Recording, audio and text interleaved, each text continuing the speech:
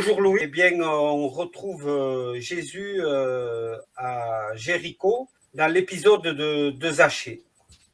Oui, un épisode très intéressant. Entré dans Jéricho, Jésus traversait la ville. Arrête-toi là, Jean-François. Le récit de l'aveugle nous a donné à lire que Jésus approchait de Jéricho. Eh bien voici, maintenant il y arrive. Entré dans Jéricho, il traversait la ville. Dépêchons-nous de nous demander où est-ce qu'il va.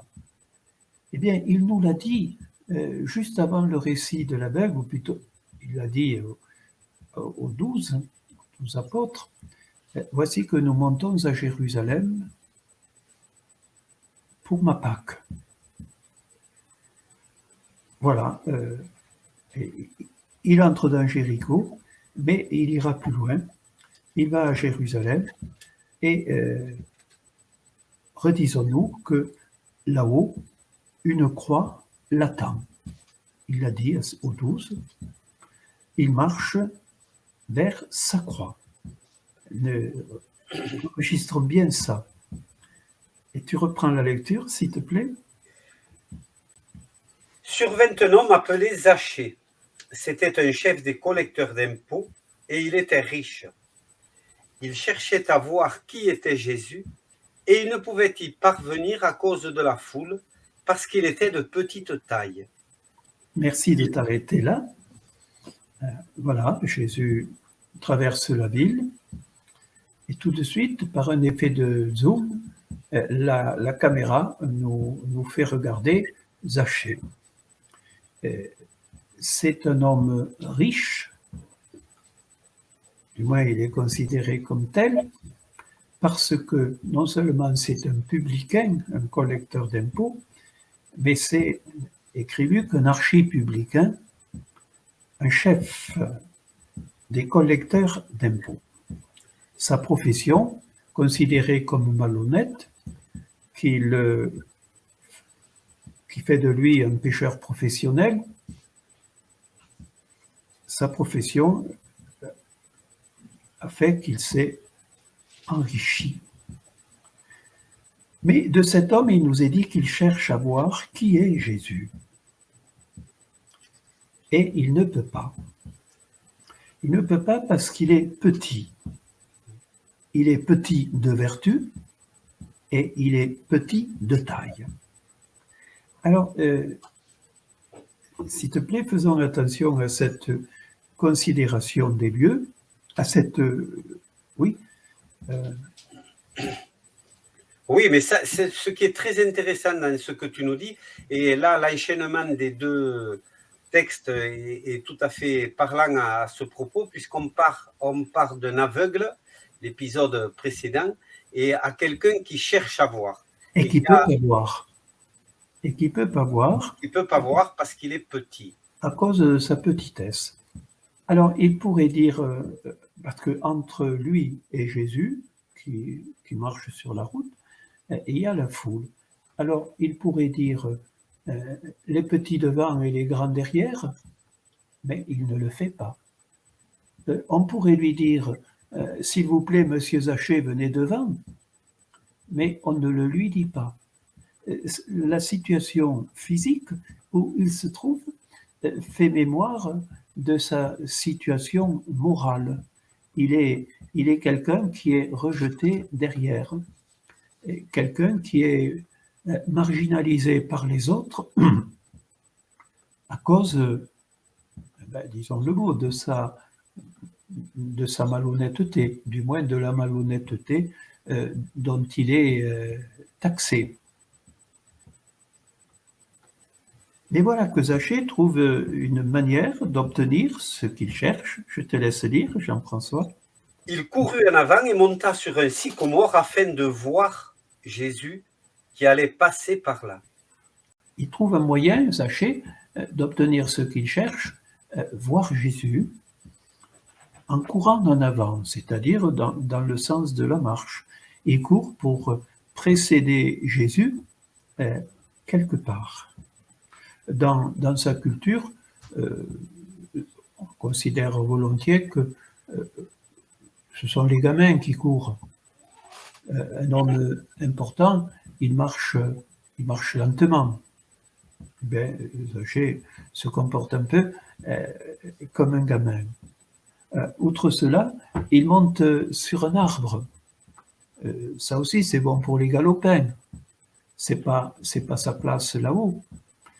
On peut l'y montrer du doigt sur cet arbre et il s'expose un peu comme celui qui, étant petit, n'a pas pu venir au premier rang, personne ne lui ayant cédé sa place. De nouveau là, le souvenir de sa condition morale, de sa condition de pécheur. Sur cet arbre, on peut le montrer du doigt. Ceux qui veulent mal parler de lui, il y est comme au pilori sur cet arbre. Faisons attention à ça. Hein. Faisons attention à ça parce que tout à l'heure, j'ai prononcé le mot croix. J'ai dit Jésus marche vers la croix. Oui. La croix, c'est un arbre, Jean-François. Oui, c'est ça. Et d'ailleurs, la manière dont tu en parlais, il fait penser tout de suite. Et on trouve ici Zaché sur un arbre, peu importe que ce soit un sycomore ou un platane. Hein. Tu peux reprendre la lecture. Quand Jésus arriva à cet endroit, levant les yeux, il lui dit « Zaché, descends vite, il me faut aujourd'hui demeurer dans ta maison. » Vite, Zaché descendit et l'accueillit tout joyeux. Alors, merci. Notre homme a obtenu ce qu'il désirait, voir Jésus. Mais non seulement il voit Jésus, mais voilà que Jésus, nous est-il dit, le regarde. Et non seulement il le regarde, mais il lui dit, hâte-toi de descendre, parce que, écoute bien la raison, Jean-François, parce que il faut qu'aujourd'hui, je reste dans ta maison. Il faut qu'aujourd'hui, je reste dans ta maison. Jésus fait état d'un devoir, oui. D'une obligation. Il faut. Il faut. Or, sous la plume de Luc, mais aussi des autres évangélistes, ce « il faut » renvoie généralement à la Pâque de Jésus. Il faut que le Fils de l'homme souffre beaucoup, qu'il soit mis sur une croix et que le troisième jour, il ressuscite. Relevons cela. Jésus dit à Zachée qu'il a le devoir aujourd'hui de loger chez lui. Et quand il lui dit cela, le lecteur de ce livre comprend qu'il met quelques liens, un lien qu'on ne peut pas encore identifier, il met quelques liens entre ce devoir d'aujourd'hui, aller loger dans la maison de Zachée, et son devoir, le devoir qu'il attend à Jérusalem, à quelques jours d'aujourd'hui, à Jérusalem, loger chez les pécheurs, au calvaire. Alors, au cas où on n'aurait pas suffisamment fait attention à l'initiative que Jésus vient de prendre, aller loger chez Zachée, Luc nous fait fort habilement entendre les commentaires. Il nous est dit que tous grondaient. Ils étaient en colère. Il y a un écart entre la joie de Zachée et le murmure. La colère. S'il te plaît, Jean-François, il faut qu'ici nous fassions pas une pause, mais que nous prenions du recul. Dans ce récit, il y a 3 lieux qui nous intéressent. Le premier, c'est celui vers lequel Jésus marche, puisqu'il monte à Jérusalem, et qu'il a dit où il allait finir. Il va finir sur une croix. Voilà un premier lieu pour Jésus à l'horizon. Tu me suis? Oui. Il y a un deuxième lieu dont le récit a fait état, c'est le sycomore sur lequel Zachée est monté, un arbre. Et il y a un troisième lieu, la maison de Zachée, où les gens de Jéricho le soulignent, il logera chez un pécheur. Tu l'as compris, j'ai vu se dessiner un certain parallélisme, une certaine ressemblance entre la maison de Zachée et la croix du Golgotha. Chez Zachée, Jésus est chez un pécheur. Sur la croix du Golgotha, il logera totalement, il mourra même chez les pécheurs. Entre deux larrons. Comment? Entre deux larrons. Entre deux larrons. Voilà, tu fais bien de le rappeler, parce que leur présence signifie cela, entre deux malfaiteurs. Et entre les deux, nous avons vu Zachée sur son arbre. Et Jésus lui a dit, descends vite, il faut que je demeure dans ta maison, il faut que je demeure chez toi. Alors tu peux prêter à Jésus cette parole qui expliquerait son adresse à Zachée. Descends de ton arbre d'exclus, Zachée, que j'y prenne ta place. Tu me suis? Oui. Autrement dit, ce qui nous est montré là, mais juste esquissé, c'est une figure annonciatrice de ce que Jésus va faire au Golgotha. Et ça, je le dis tout de suite, mais la fin du récit nous le fera découvrir de plus près. Tu peux reprendre la lecture, s'il te plaît? Vite Zachée descendit et l'accueillit tout joyeux. Voyant cela, tous murmuraient. Il disait, c'est chez un pécheur qu'il est allé loger. Mais Zachée, s'avançant, dit au Seigneur, eh bien, Seigneur, je fais don aux pauvres de la moitié de mes biens, et si j'ai fait tort à quelqu'un, je lui rends le quadruple. Alors Jésus dit à son propos, aujourd'hui, le salut est venu pour cette maison, car lui aussi est un fils d'Abraham. En effet, le Fils de l'homme est venu chercher et sauver ceux qui étaient perdus. C'est tout simplement magnifique. Regardons ce qui nous est dit. D'abord, la réaction de Zachée nous est montrée déclarant « Je donne aux pauvres la moitié de mes biens, et si j'ai fait tort à quelqu'un, je répare au quadruple. » Ça veut dire que cet homme est totalement transformé. Il puisait dans la poche des gens, il dérobait, ne se souciant pas de fraternité. Et voici qu'il nous est montré, devenu généreux, partageur, soucieux des pauvres, et voulant réparer au quadruple les malhonnêtetés qu'il a commises.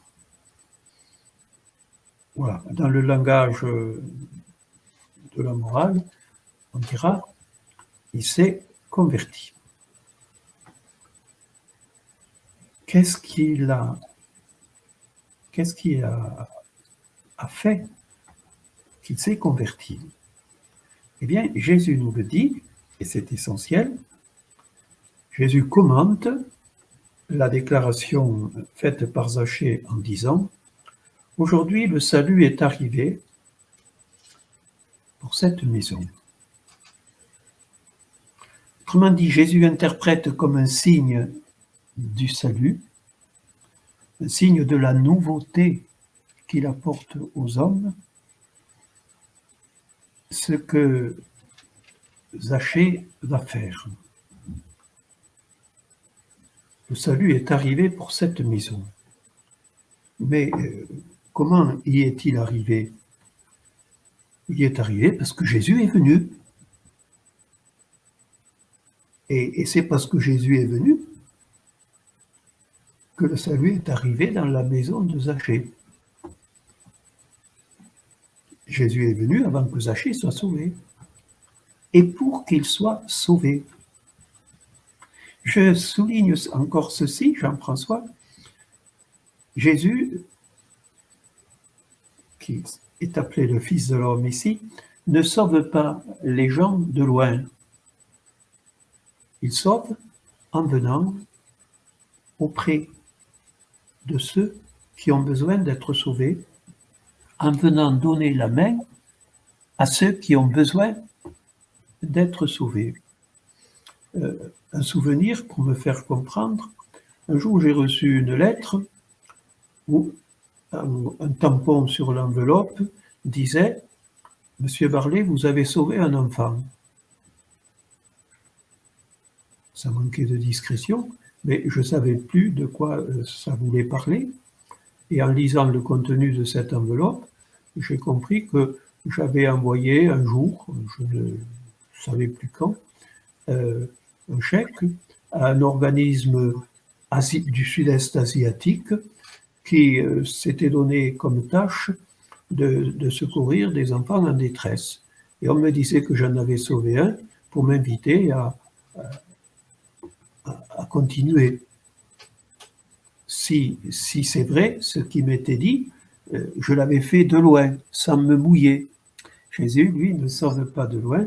Si le salut est venu dans la maison de Zachée, c'est parce que Jésus y est venu et que le salut, il l'a apporté. Et il insiste encore en disant, car le Fils de l'homme est venu chercher et sauver le perdu.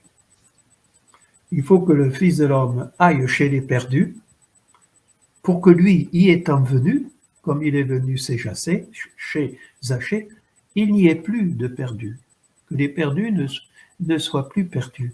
Voilà comment, avec l'histoire de Zachée, Luc explique le sort qui sera fait à Jésus. Il va mourir sur le calvaire entre deux malfaiteurs, tu l'as rappelé, chez les perdus, pour que ces hommes ne soient plus des perdus, du fait que lui est venu leur donner la main. Tu me suis, Jean-François? Oui, et il y a je voudrais t'interroger sur la dernière phrase, justement. Le Fils de l'homme est venu chercher et sauver ceux qui étaient perdus. Et alors, ce que la lecture ne fait pas entendre, c'est le ceux-là, qui pourrait être entendu comme CEUX, les personnes qui, ou bien ceux, et là, c'est CE dans la traduction que j'ai. Oui, c'est littéralement, il est venu chercher et sauver le perdu. C'est la désignation la plus générale possible. Tu vois, tout ce qui est perdu, le perdu. On peut souligner que le Christ de Luc institue ici le partage, la vie fraternelle, comme le grand signe du salut. Il est remarquable que Jésus dise « Le salut est arrivé à cette maison » après qu'il ait entendu Zachée dire « Je donne aux pauvres la moitié de mes biens ». C'est une conséquence du salut. c'est pas une cause. Ouais. Jésus ne dit pas si tu répares le mal que tu as fait, tu seras Tu sauvé. seras sauvé, ouais. Il dit sois sauvé et maintenant répare. Tout à l'heure, à la fin du récit de l'aveugle, nous soulignons que le fruit de cette guérison, c'est un peuple qui voit, qui marche avec Jésus, dans l'alliance avec Dieu, tout le peuple voyant. Ici, le récit de Zachée, qui est traversé par le souvenir ou l'annonce de la Pâque de Jésus, le récit de Zachée est comme centré sur cette parole de Jésus, il faut que je loge chez toi. Mais cette parole de Jésus, pas de ses dernières paroles, mais enfin, on approche de la fin, hein. Cette parole de Jésus, elle est adressée à tout lecteur de l'Évangile. C'est à tout le monde que le Christ de Pâques dit, il faut que je loge chez toi. Et je viens mettre le salut dans ta personne. Laisse-moi faire.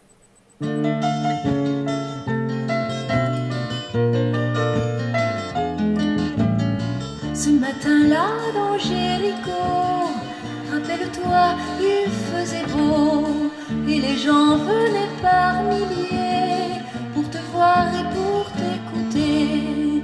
J'étais là dans le sycomore et je n'en